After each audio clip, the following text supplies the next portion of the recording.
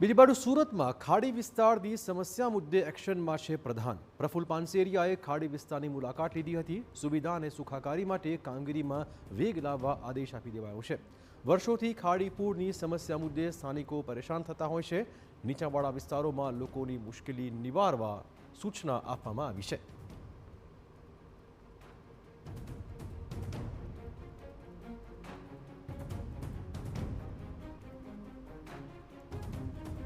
આપને કહી દઈએ કે પ્રફુલ પાનસેરિયા જાત માહિતી માટે પહોંચ્યા હતા। ખાડી પૂર આ વર્ષે લોકોને પરેશાન ન કરે તે માટે અત્યારથી જ આયોજન કરવાનો આદેશ તેમણે આપ્યો છે।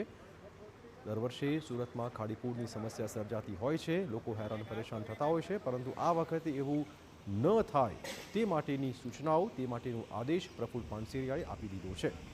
એવું રહેશે કે આ આદેશનું પાલન કેવી રીતે અધિકારીઓ અને સત્તાધીશો કરી શકે છે।